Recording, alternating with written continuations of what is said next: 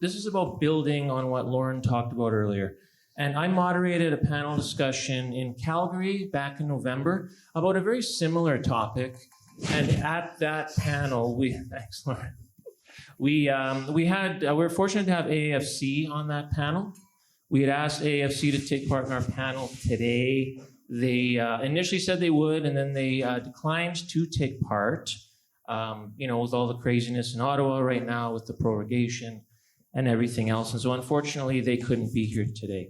But we have three great panelists who are going to fill that void for us. And thankfully, I have some quotes from the panel back in Calgary from two members of AAFC. The first was Francois Udes.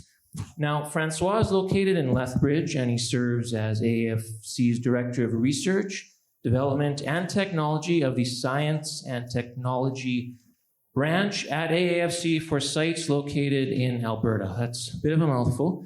He's also the National AAFC Science Lead for the Breeding Innovation and Crop Germplasm Development Portfolio, which captures AAFC's science capacity related to breeding. So Francois said during that panel, for AAFC to continue to be relevant, to be able to bring innovation to the farm, we have to also be present in other science disciplines. AAFC is committed to plant breeding. It's just that we see our role changing, and we recognize that there are other partners, and we are not the only science organization developing new genetic material for the market.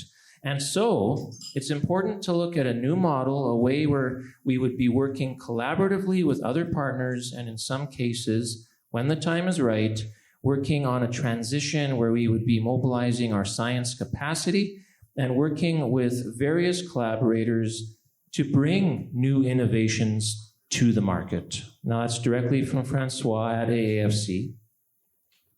Also a part of our panel was Holly Mayer. She's also based here in Alberta, and she's Director of Science Partnerships at AAFC, based in Calgary. Her quote, "We have been having this discussion for around 15 years, as Lauren pointed out earlier, and it's because it is a hard conversation to have. The longer that we stay with the status quo and don't pursue alternatives that are going to bring stability and sustainability to the system, the greater the risk is that the system breaks in a way that we don't want it to.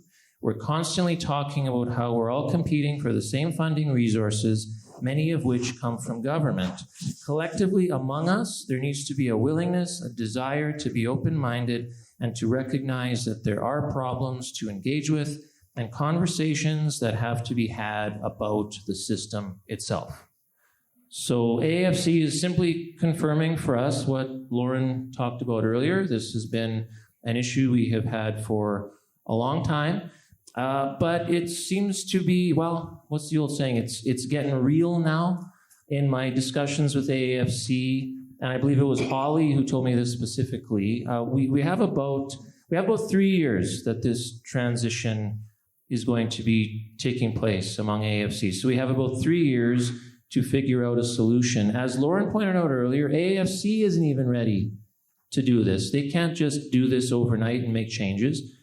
Those of us in this room have to collectively have a conversation and talk about, okay, how do we move forward here? So we have a mission today, and that's what we're going to do. We're going to talk about this and, try and come up with some potential solutions. As I said, Lauren Coleman, Policy Director for Seeds Canada, is here. We have Jeremy Boychin, he's Research Director for Alberta Grains, and Jody Suter is owner of J4 Agriscience. Jody's based in Saskatchewan. And so together with their help, we're going to address risks to plant breeding funding, engaging stakeholders, and exploring solutions. And we'll also identify some challenges. That's the potential withdrawal of AAFC, funding risks, especially with regards to situations like what's happening with WCI, resistance among farmers, among lots of people in regards to increased costs, and perhaps most importantly, the risk of doing nothing. What if we decide to just keep status quo and we don't do anything? What are the risks of that?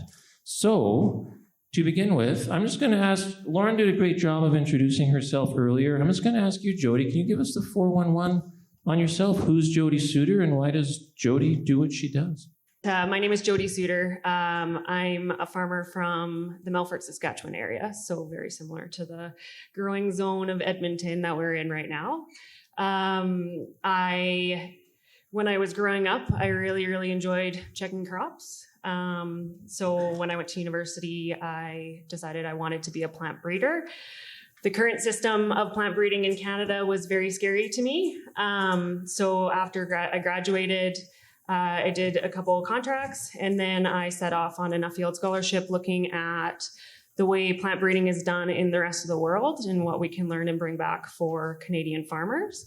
And I also started J4 Agri-Science in response to that, which is a pulse and specialty crops breeding program with primary sites in the Black Soil Zone. Thank you, Jody. Jeremy, can you give us your quick bio? And I left my stopwatch over there, so if you could introduce yourself to everyone, and I'm just going to go grab it. Great to have a timer for me. So Jeremy Boychin, Director of Research, Agronomy, and Extension at Alberta Grains. I started off on a farm in Ontario, actually, a 100-acre vegetable farm, greenhouses where we grew bedding plants and vegetables and sold right to the public. So grew up as a farm boy, very different type of farm than Western Canada. Went to the University of Guelph, did my undergrad in horticultural science and then a master's in plant physiology. Worked as an agronomist there, actually looking at potato fields, onion fields, corn, soybean, winter wheat, the whole gambit, and then moved to Western Canada in 2015. I was an agronomist there, again, with Cargill, and learned the system while working directly with farmers, understanding their challenges, how they made decisions, why they made decisions, and what was impacting them most. And then I started with Alberta Grains in 2018, where I actually was hired by Lauren and worked underneath her, focusing on extension. How do we get information to farmers? And over the past 5 years, have kind of worked my way up in Alberta Grains, and now focus on how are we spending the research dollars that come through levies in the most effective ways to provide the most value back to farmers. Thanks, Jeremy. Now, Lauren, I'm not going to ask you to introduce yourself again. Instead, I'd like to start with this potential withdrawal of AAFC from commercializing field-ready cultivars.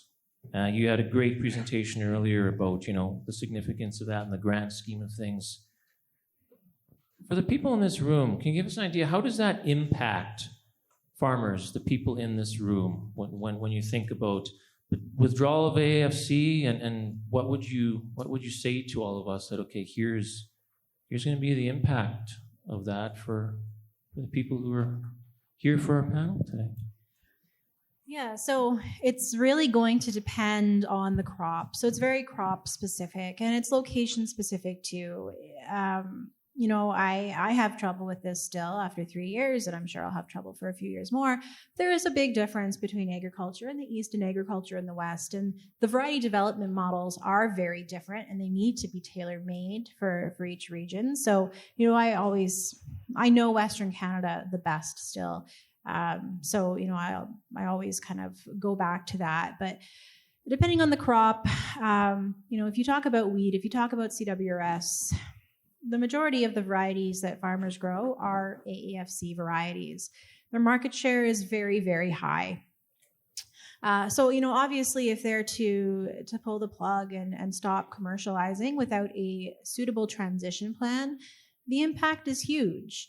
Organizations like Jeremy, the one Jeremy represents, have put in funding, years and years in advance, with anticipation that after a decade or more, that funding will get to be a variety. So they've put in all this background funding, and now all of a sudden AAFC is going to say, "Oh, but we're not finishing anymore." So what about the money that we put in 5-10 years ago that made a cross? So you're going to have a lot of problems there, and that's going to have to be navigated. Is how do we take into account background funding? That's going to have a huge impact. I talked about the registration system very briefly. This antiquated system that is built on capacity from AAFC, from a landscape that is no longer the reality.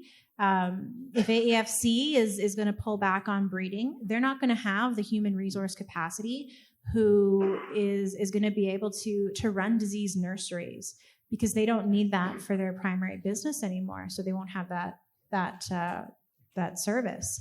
So that's going to be a huge problem too. All of a sudden, we need to figure out how we keep that system running, if that is a system that we all, agree that we value. So, you're going to have the pipeline is going to, I don't know that it's going to go dry completely, but you're going to be trying to water the lawn with a light mist. And that's not really efficient. We don't have time to stand there and spritz the lawn. We've got to go. This is a business, right? Farming is a business. You're in it to make money. I assume that's why, you're all in it with hopefully the intent to make money. So there's going to be, not only the obvious problem of fewer varieties, but you have all of these other problems that are going to come with that'll cause, the dominoes to fall. So, the problems with research investment that's already been made, the problems with the capacity and trialing. We haven't even talked about the regional variety trials, which I know you're all heavily invested in. Those trials also rely on AAFC data, whether or not it's data generated for diseases through the registration trials, or whether it's AAFC actually running sites, which, they've already cut back on causing problems. So there's the big problem, right, which is we won't have the varieties we have. Then there's all these little problems that will come with it that, you may not have planned for when you first read an article in the Western Producer saying that AAFC might be getting out. Jody, you're a farmer. Sorry, I didn't mean to start. You're a farmer yourself. So let's just say, okay, hypothetically, like Lauren said, pipeline's probably not going to go dry. But let's say worst case scenario, AAFC said, okay, we're out of this developing field-ready cultivar thing. We've got all these varieties, AAC, insert name of variety here. You're not going to see that anymore. We're done. We're finished. We're out of it. For you as a farmer, how does that impact you? What do you think when you hear that, okay, this maybe hypothetically could happen, AAFC is going to be out of this? How does that make you think? I'm going to try to answer this as a farmer or plant breeder, and after looking at my travels with Nuffields. I do appreciate that you guys say that AAFC just can't walk out one day. That's actually what happened in the UK. Margaret Thatcher era, before I was born, walked out and said, industry, figure it out. And it hurt big time. They call it the Valley of Death in the UK. And then they figured it out, right? And so I would say that we're getting shots across the bow for the last 15 years. And I can't remember, my movie knowledge is so bad. But there was a movie that they said that, if you drop a frog in boiling water, it jumps out. If you put a frog in cold water and warm it up, it doesn't jump out. What movie is that? I know what you're referring to. I can't put my finger on it. Yeah, but the UK got dropped in boiling water. They had to figure it out quick. For the last 15 years, our water has been warming up, and we haven't gotten the signal to put the boots on the ground and let's figure this out, because we're in trouble. Why I started J4 Agri-Science is when I went into the University of Saskatchewan and I started grad school in plant breeding, I looked around and said, holy crap, is there so few plant breeding programs in Western Canada. I didn't realize as a farmer that several of the crops that we grow only have one plant breeding program in Western Canada already. Some of them don't even have an AAFC. So we're talking, flax, chickpeas, and some of them only have two. So our entire industry in these crops is on a stool of one leg. We have our bets not hedged at all. And that's why I started J4 Agri-Science, because I'm like, somebody has to hedge a bet here. And so a lot of the crops that I grow in don't actually already have AAFC, and the crops that we went into were the crops that had gaps to try and build that second leg, because breeders are human beings with 24 hours in a day, and make mistakes and go on tangents that they should, and go on tangents that they shouldn't. Another worry about that as a farmer, especially I'm in Melfort, but a lot of the crops that are being bred are out of Saskatoon. I'm in a completely different ecological zone than Saskatoon. And so that scares me because breeding programs are limited in funding and time. And so when you have 6 targets, 6 objectives that your breeding program can try to accomplish, what happens if my objective is number 7? If we need, if the 6 objectives don't include days to maturity that I need in the north, I'm not getting it. I'm not getting it next year. I'm not getting it for the next 15, 20 years.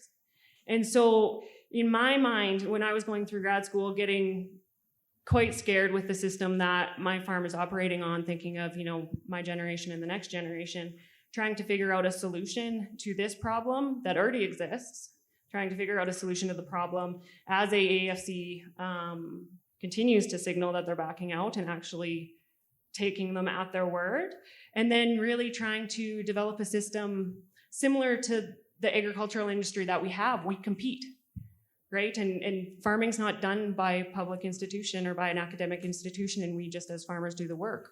We run our companies and we compete, and we make each other better. And then we realize that we're not actually direct competitors with our neighbor, we're competitors with Australia, we're competitors with the US, and that plant breeding is right before farming in the supply chain. And so as a farmer, we need the plant breeding space to be successful so we as farmers can compete internationally. So going back to it, I think that, yes, AAFC is backing out as a problem, but I do think that I'm kind of trying to figure out solutions regardless of AAFC, just removing them from the problem and trying to make this industry as successful as possible, whether or not AAFC is there at the end of the day or not.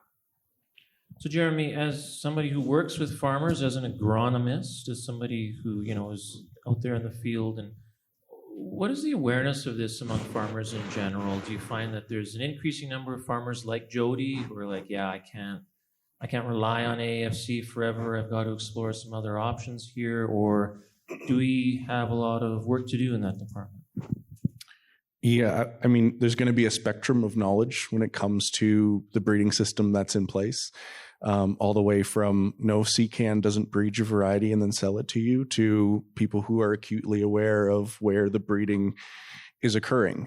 In general, you'd probably find most farmers who aren't integrated in the knowledge of where breeding happens and how it's funded. Most of them wouldn't be aware of the risks of AAFC stepping out. And the question is why would they, unless they have someone knocking on their door to say that it's a risk? That they handed out the Alberta Seed Guide, and there's almost 50 CWRS varieties. There's 40 feed varieties for barley. There's somewhere around 20 Durham varieties.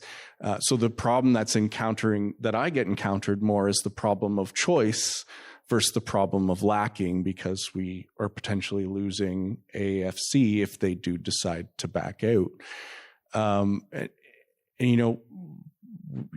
Lauren had shown that AAFC indicated that they're going to back out in 2012, 2013. And since then, there's been 3 core breeding agreements that have occurred that are 5 years in length each. And farmers have directed the investment in that, knowing that it's a long-term investment. And they are now seeing the fruits of that investment with all that massive list of varieties. So, a farmer making decisions of which variety to use, it wouldn't be apparent that we're lacking capacity because of all of those options, right? But yes, those that are having the discussions at the Canadian Wheat Research Coalition, the farmer board members there, and the Canadian Barley Research Coalition, the farmer directors there, it is top of mind. It's a consideration because, as Lauren mentioned, AAFC commands a large number of acres. And for all the reasons that Lauren mentioned, if it was a snap exit, it would be rather impactful.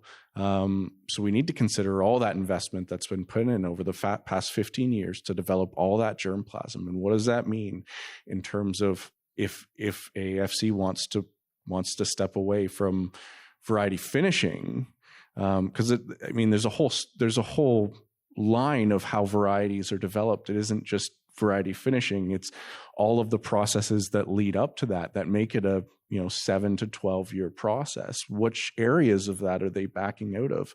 How does that impact private industry? So it's a complex issue. So being aware of that as a challenge, if it is a risk, real or not, I don't imagine most are acutely aware. Like you say, they need that person to knock at the door saying, hey, this is happening. And that's what we're trying to do here today, is kind of knock at that door. And I didn't tell you guys this, but I'm recording this whole panel discussion. So we're going to put it on our website, Alberta Seed Guide, so others can listen to it, and so that we can really, do what we can to knock on those proverbial doors and say, hey, this is a reality. And I'm going to stick with you here, Jeremy, for a second, but Lauren, Jody, feel free to chime in at any moment. I want to move away from AAFC for a second, talk a little bit about WCI, Western Crop Innovations. It was announced last year that the Field Crop Development Center would no longer be part of Olds College. It is now known as WCI, Western Crop Innovations. The FCDC, Field Crop Development Center, was founded by the Alberta government in the 1970s.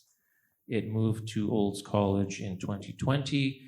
Now WCI is a nonprofit looking for funding partners to ensure its sustainability over the long term. And for you, Jeremy, Alberta Grains is a member of WCI now. What does this signal about the state of public breeding programs in general? Yeah, thinking about how FCDC, WCI got to where they are was that kind of immediate snap departure of Alberta agriculture, and us, along with SAS Barley, Alberta Beef, and actually SeedNet, stepped up to help support this program, seeing it as a public good for farmers. We talk a lot about capacity here, and being able to keep capacity in place, I think, is a very important thing for farmers and the commissions, because we don't want to lose capacity. It becomes that much harder to bring it back. All of that germplasm that's been invested in over that time. So it's that I looked at we look at from a provincial consideration of this was something that was provincially funded and is now losing that. So, why aren't more groups stepping up to invest in that, whether it be private or public? I can't speak for anyone, but that's kind of the question. We've stepped up because we see value in that breeding program. We see value in having an institution like that in Alberta. But yeah, I think it'd be a shame to see it be lost. Because you had FCDC, right? They had a challenge attracting funding, and of course there were a lot of issues with the management of FCDC. It was a government organization. Governments, regardless of their colors, it's not synonymous with efficiency, right? But they did have a lot of challenge attracting funding. You've got a program. It was seen as focusing on Alberta. They made some, interesting choices in crops to focusing on the forage side of things. It isn't a crop where you think, oh, people are buying certified forage seed every year. No, it's tough to collect money on that. So then, you go to Olds College and you've really got the same problem set up, but now the provincial funding is not a guarantee. It's now has a million strings attached. We're dangling 1-year agreements, 2-year agreements, even 3-year agreements. You can't manage a breeding program sustainably on a 3-year agreement. That's like saying, you're going to have a kid. I'll guarantee you got some money for 3 years, but I can't guarantee you any more than that. I wasn't planning on just raising my kid to 3 years old, right? I got to take him to 18 at least. So you need that sustainable source of funding. And now we're at WCI, where I'm kind of thinking, wow, three different homes in 4 years. You don't you still don't have that guaranteed government investment. You're still going out to the same people with your hat asking for donations. You're still, I think, seen as breeding for Alberta. Obviously, the goal is not to do that, is to have value across Western Canada. But their situation, they've just sort of traded spots. They haven't really made a huge change, and selling memberships to WCI. Well, what does that even mean? A membership? Like, what do I get for my membership? So I think it's, I hope for the best for them. I think we need capacity, and the thought of losing that capacity is really scary. So I hope that they can figure it out. The environment that has been created around them is not ideal. I think government, again, as I said, AAFC, federal government, should feel responsible for creating capacity. And right now they are creating a marketplace that is completely opposed to alternate capacity. They're actively competing against what they're supposed to be creating. So WCI, I am crossing my fingers. I am doing what I can from a policy perspective to create an environment where they can thrive. But no, I don't know that much has changed other than where they're officially housed and what the name is. I'm thinking of the I word, investment, and that's a big answer to this. We need people to understand that plant breeding is an investment and not a cost. And there was a gentleman who had a question after Lauren's presentation. Sorry, I can't remember your name right now, but you mentioned that as a farmer, I can't afford to pay twice what I'm paying now. And I think we often hear that, and for good reason, because historically we've had a system where AAFC created these varieties. They're given royalty free. It was a great system in its time, but as you pointed out, Lauren, things have changed a lot over the decades. And so Jody, and I imagine as somebody who owns your own plant breeding company, this is a challenge you have every day. How do we get people, farmers, to see plant breeding and the creation of new seed varieties as an investment as opposed to an additional cost?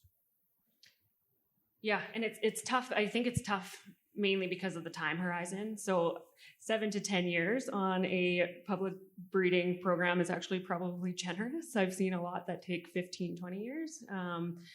But it's tough when you put the money in, it disappears, and then you aren't able to track it to be like, oh, this is what this money did 20 years later, right? So for the question, it's really, really hard to invest or really hard to start a private plant breeding company.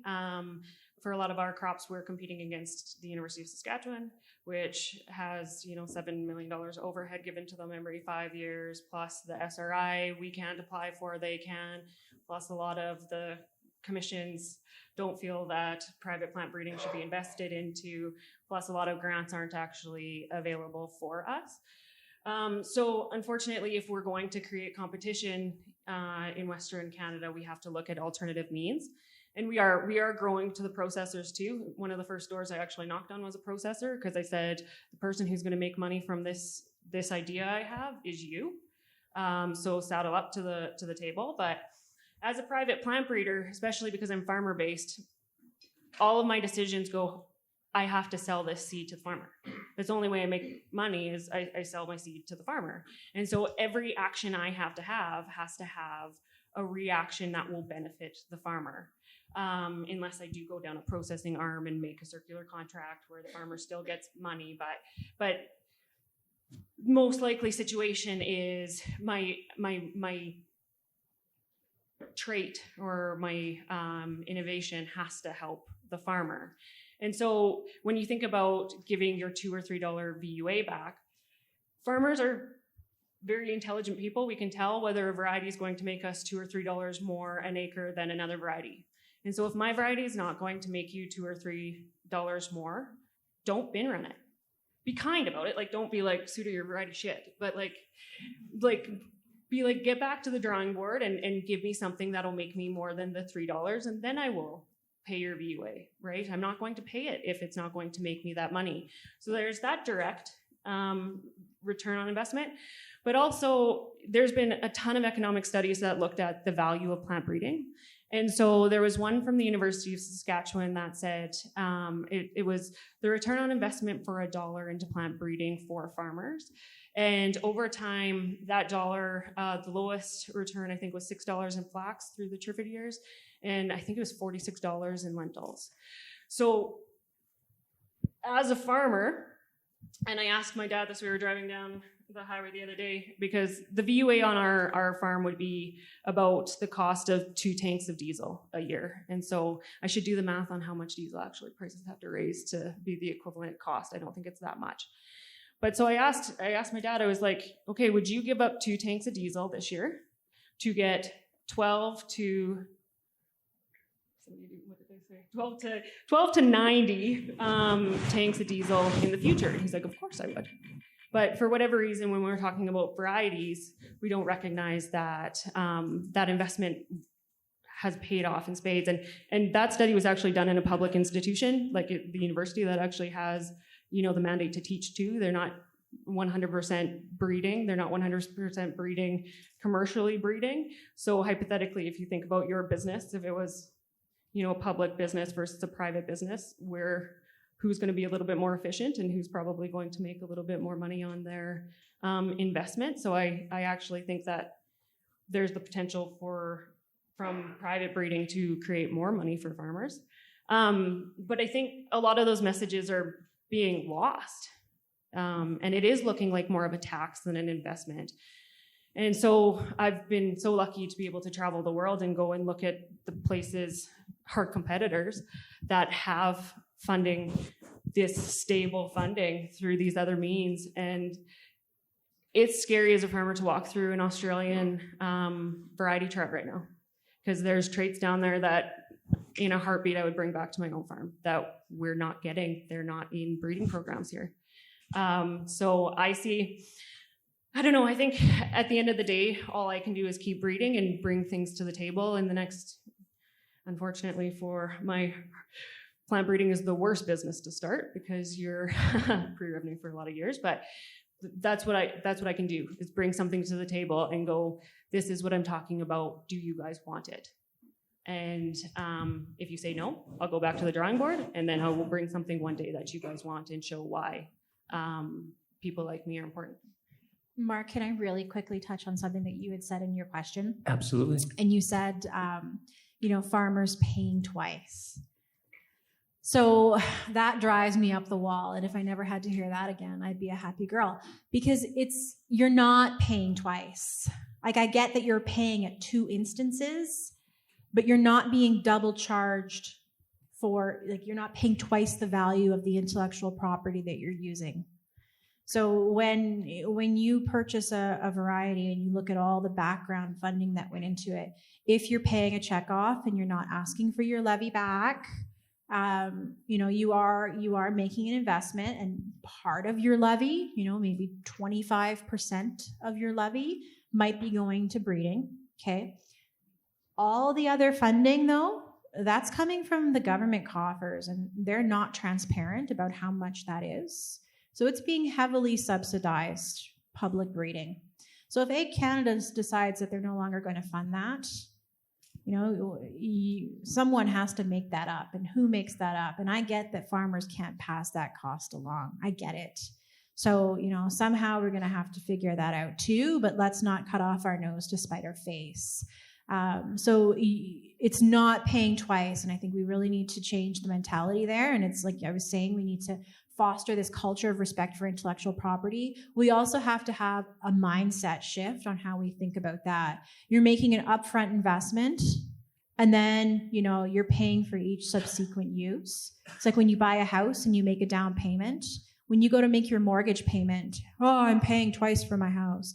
No, you paid, a little bit, and now you got to keep paying if you want to continue to live and own the house. Yeah, that's a good point, Lauren. Thank you. Jeremy, You work with farmers, you know farmers very well, and I just, before we talk about funding models, I just want to talk about changing this perception and getting people, farmers, to see plant breeding as an investment rather than a cost. And how do you, for people focused a lot on short-term profitability, any business owner has to be concerned about that. You can't just think long term all the time. You do have to be concerned about the short term. And how do you get someone, what do you say when you're having a conversation with the farmer to say, hey, this is an investment, not just an added cost? What's your technique for doing that? Well, dare I say that as farmers did a lot of initiation of core breeding agreements to get us to the point where we're at now with the number of varieties that are available for producers to use. I think they understand, most of them, that investment in core breeding, in breeding initiatives, is an investment. I think they understand that when we develop an agreement, whether it be with Agriculture and Agri-Food Canada, CDC at the University of Saskatchewan, the University of Alberta, University of Manitoba, these are investments with targets and goals and outcomes that are outlined through those agreements. The number of varieties we're expected to bring forward, what kind of disease package those varieties are expected to bring that are above and beyond what we already have, what kind of yield targets we're dealing with, what kind of pest resistance.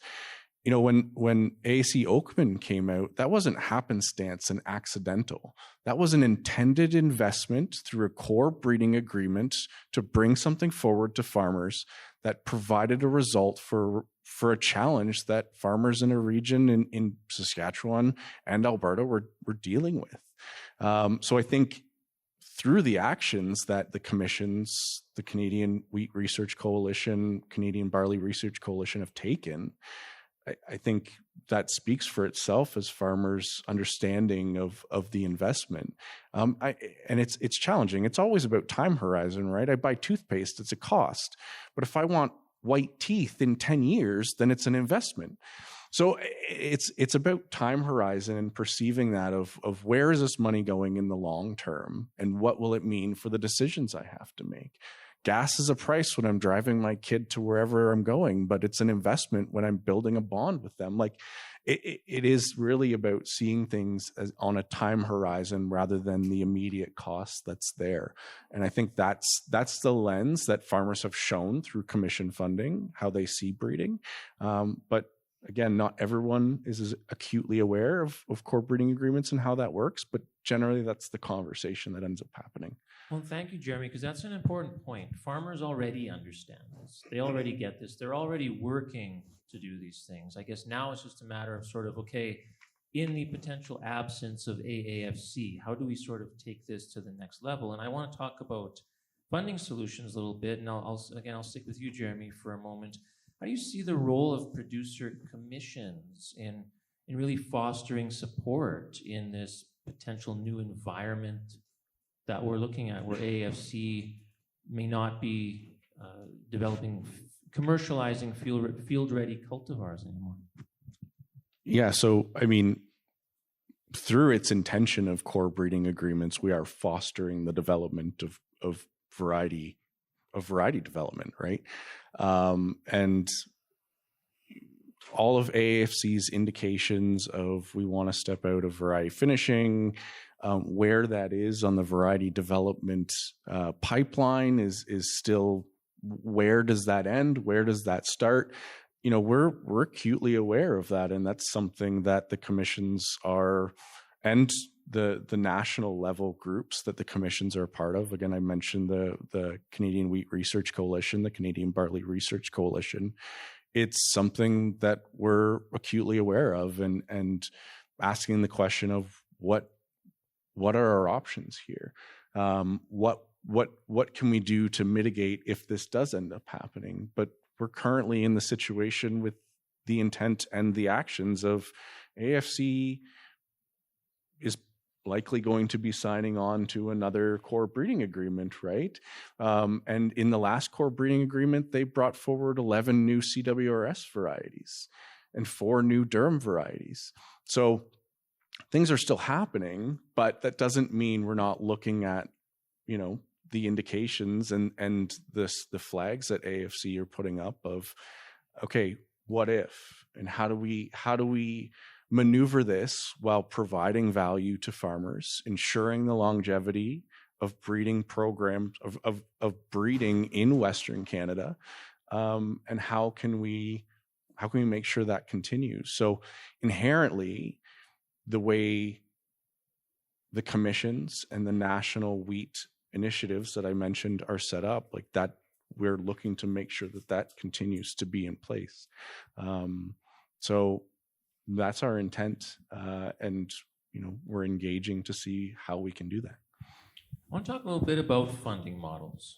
So, okay, like how do we do this? So, Jody, as a plant breeder yourself with your own plant breeding company, and Lauren was talking earlier about trailing royalties, the VUA, endpoint royalties, different ways, different funding models. And for you, Jody, if you could decide today, okay, well, I have this preferred funding model, and this is what we're going to go with. Well, what would that one thing be for you? What for you is the ideal model?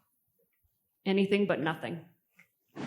Honestly, it's Richard Gray at Crops Fair in 2020 had the agricultural producers of Saskatchewan in the room, and he was giving a presentation, and a similar question was asked of him, and he's a world-renowned economist that's at the U of S that's looking at variety royalty value recapture models worldwide. And I'll just echo his statement that the worst thing we can do is nothing. And just to answer a little bit too about the last question on wheat, and just to make sure everybody is aware, AAFC in the time horizon that Lauren was discussing shut down 2 breeding programs, flax and peas. So as much as cereals potentially will be last on the list, it's not that they aren't shutting down, it's just one by one by one.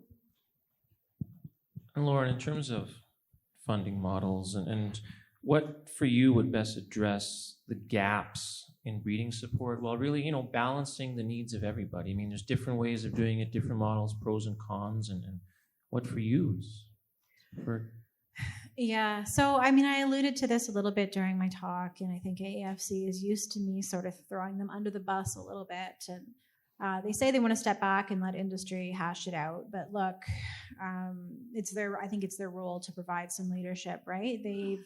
They built this basket to put all our eggs in, and they keep holding it out there. And as Jeremy said, they're probably going to sign on to another core breeding agreement. Now, what message does that send compared to the message that they're sending that they're going to have this transition in 3 years? By the way, a 3-year transition is almost laughable. Like, that's a blink of an eye.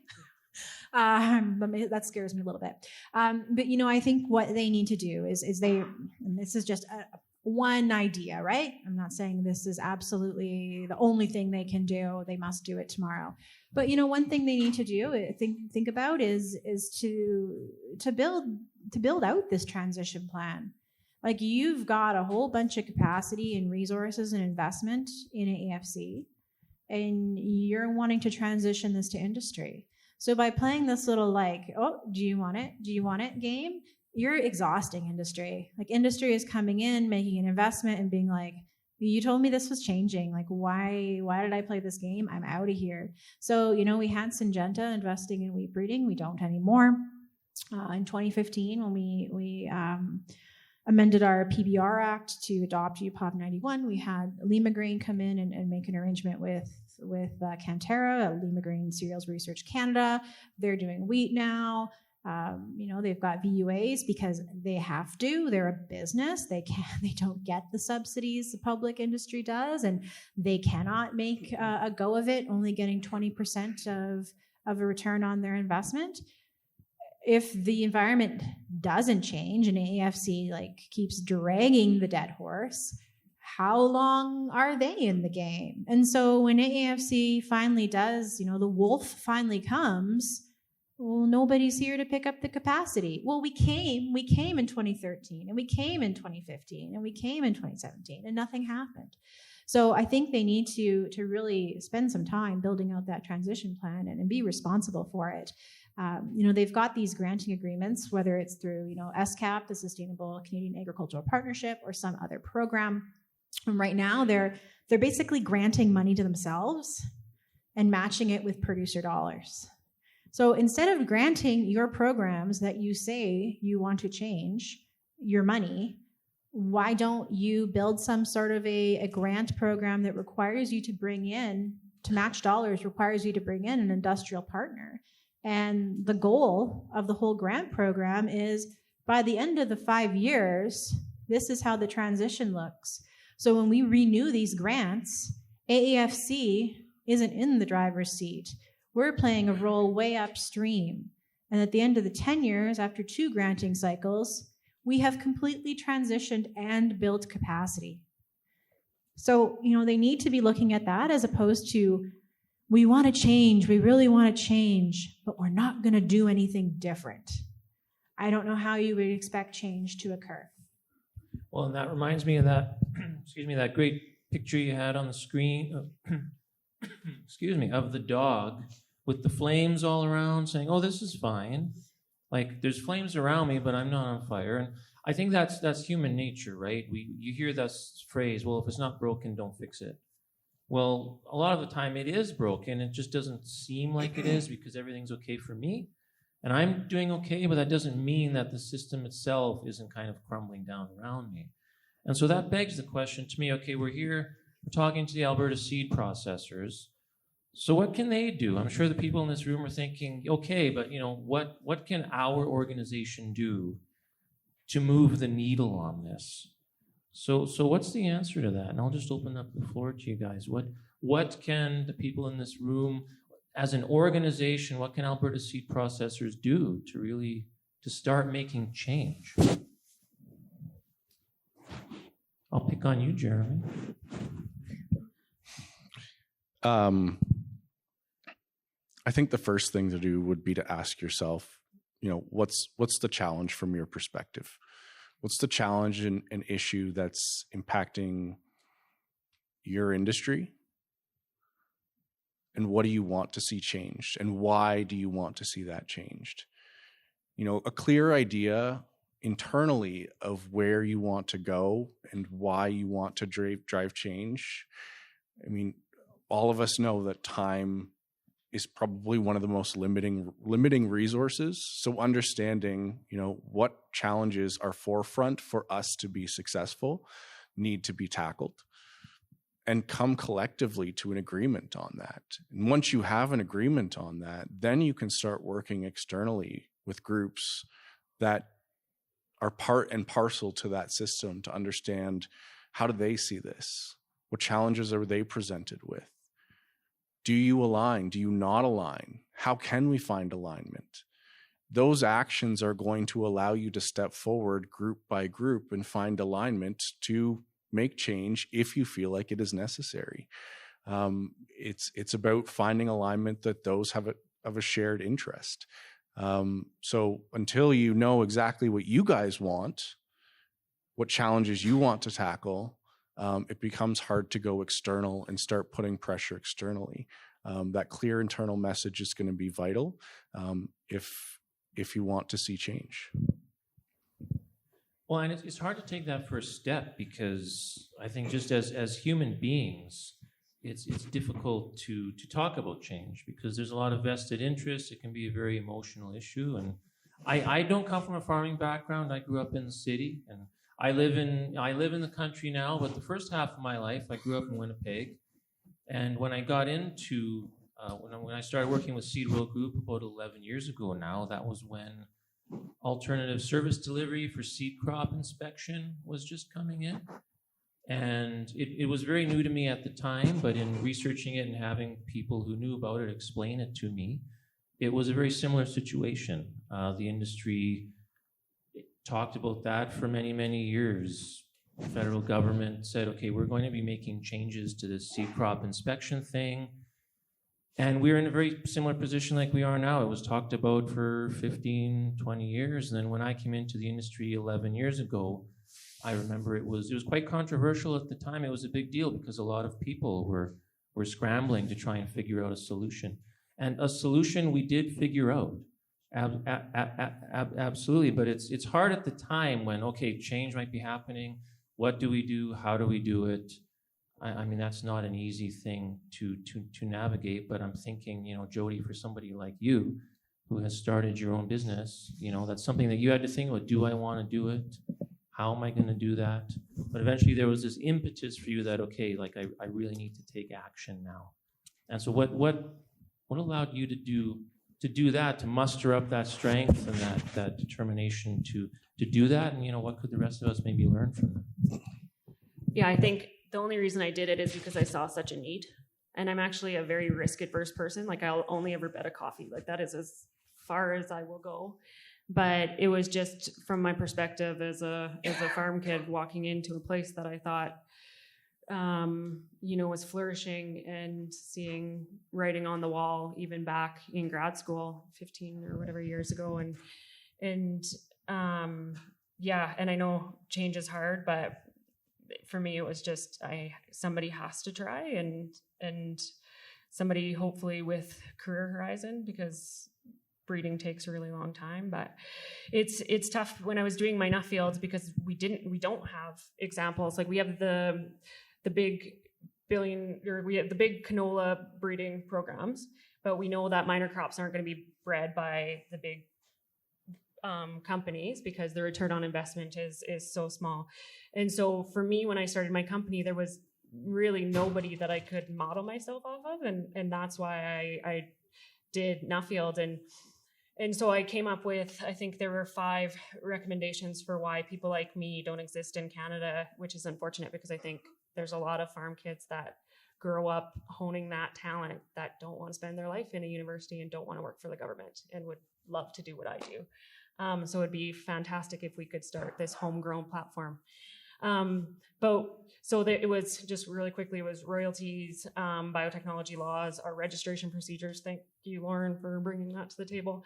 And the last one was perception, because we don't see plant breeders all over the place. There are very few of us, and it's very rare that, the government will let their breeders sit up here and talk about their hopes and dreams, or the academic breeders will send more than one breeder. So it's really hard for breeders in general. And plus, we're scientists that spend all of our time in a lab or in a field. Like, we're not the most charismatic group of people.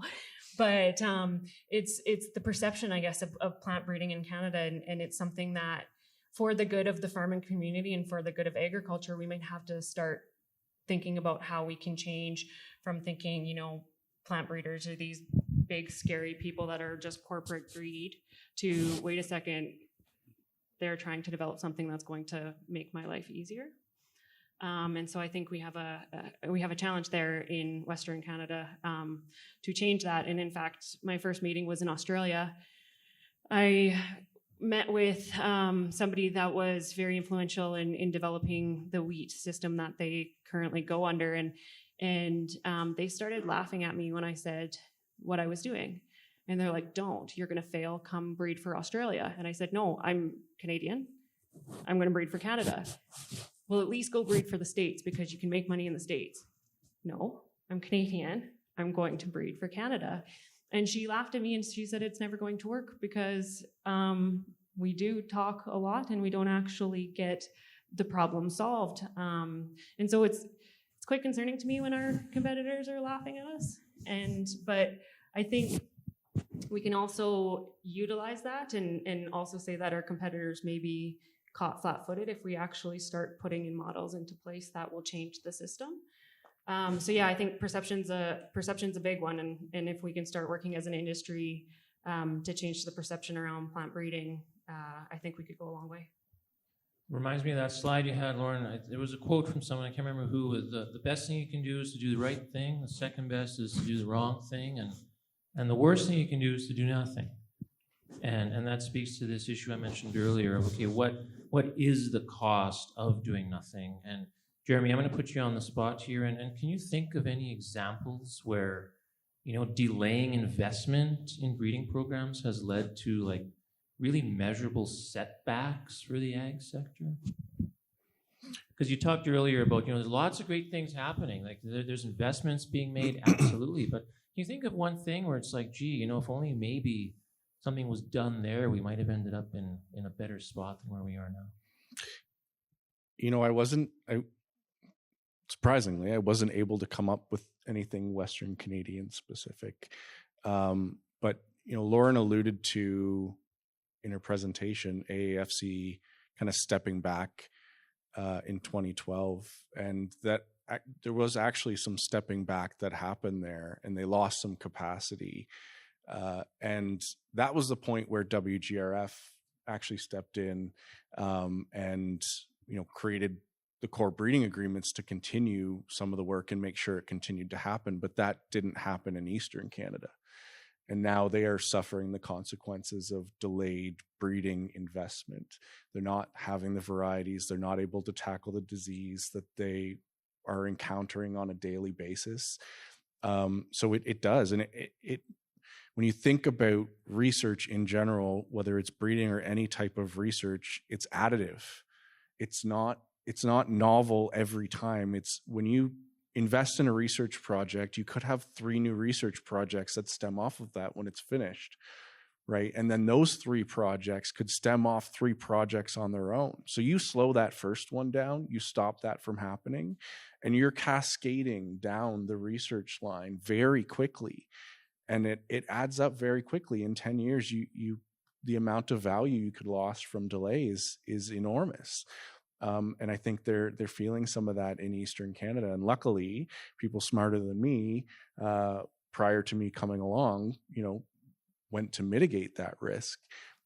So we obviously don't want to see that in Western Canada, and that's why we're keeping tabs on this and having conversations and understanding, okay, what direction do we need to go to make sure that value continues to be created for farmers in whichever direction things end up landing, if AAFC does do what they say they're going to do. Lauren, I know you have lots of examples, being an expert on policy, but is there one favorite example of yours of if we would have funded this better, then we would have ended up in a better place? Ooh. There's lots. I'm going to use the example, and it's not necessarily if we had have funded this better, but I guess it sort of is, and that's FCDC.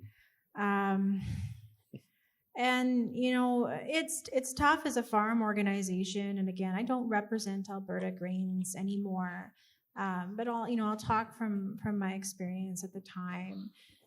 You have a breeding program that maybe isn't producing what they should based on what you see on paper, right?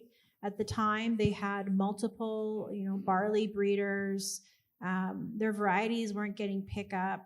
We were being told as a funding organization, we were being told by others, we don't see value in their varieties. We don't want to tender them. My philosophy is you either have to say, I'm keeping my hands and nose out of it, and it lives, it dies. But if it dies, it's gone, and there's not, I can't cry about it.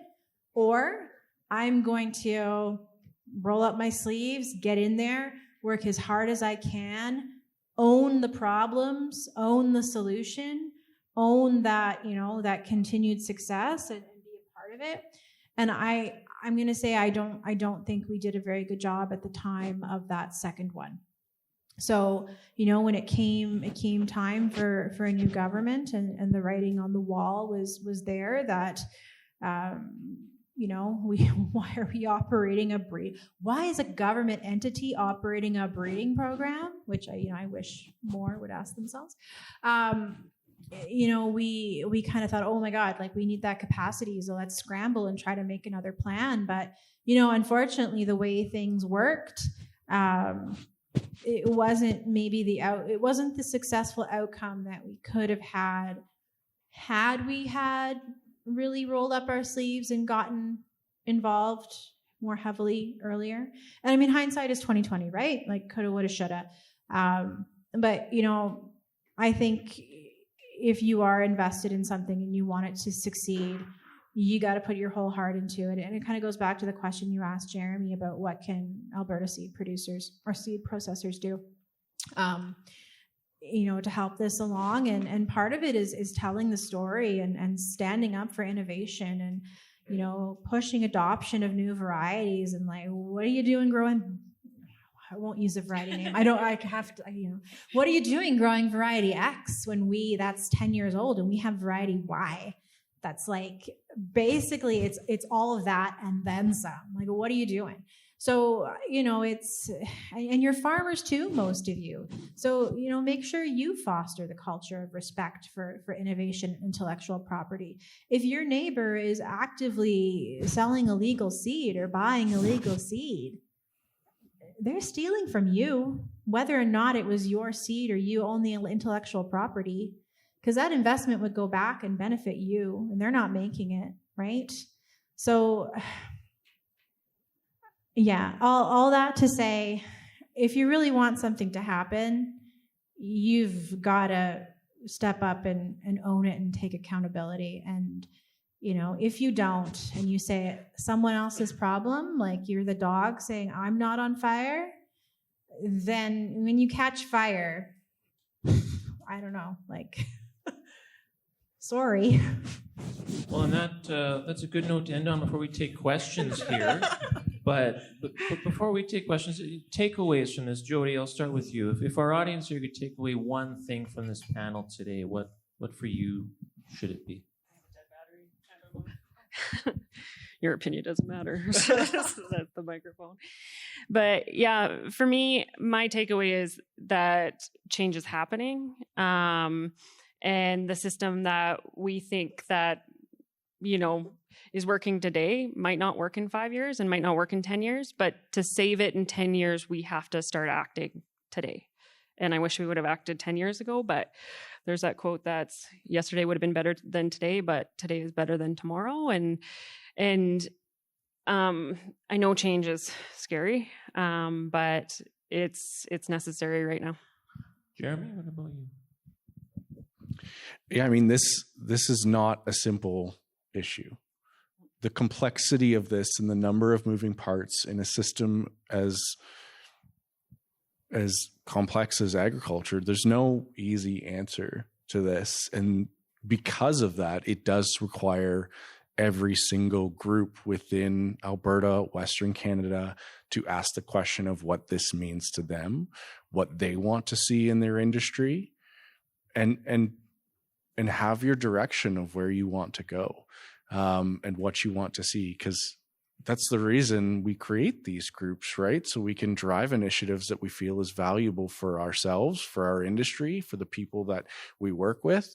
So, it's great we're having these conversations, because in addition to this being a complex issue, because agriculture is a complex industry, things are always going to be constantly moving, and there will always be change and challenges.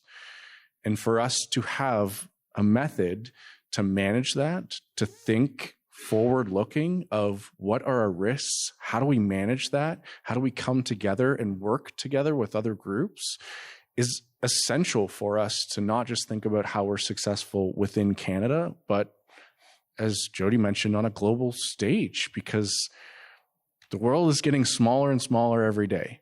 And we need to think about how we compete globally to make sure we continue to be a successful industry and country. So maybe I'll stop there. Last but not least, Lauren. Yeah, I mean, the takeaway really is we've been on this long enough. Let's get a move on. Things are changing, whether you like it or not. Government budgets can change. Programs can get ripped out from under you. If we're not going to be proactive, let's at least get our minds in the right place that this is going to happen, and we need to move as soon as it does. Yeah, I think, we have to have a Canadian approach. Let's be Team Canada and show them how it's actually done to be, a Canadian team approach.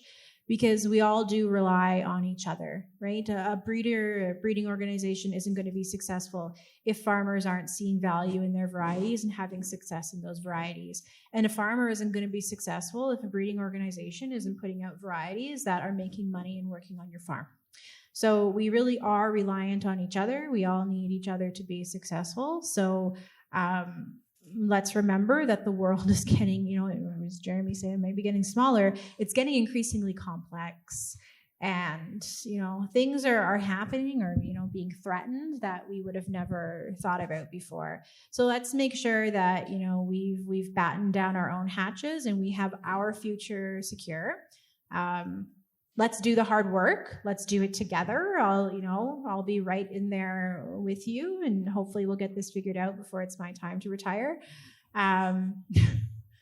So let's just do something. Let's do something. Encourage your neighbor, encourage the next conference you're at, whoever you're sitting with, to do something. And change is hard, but it's not always bad.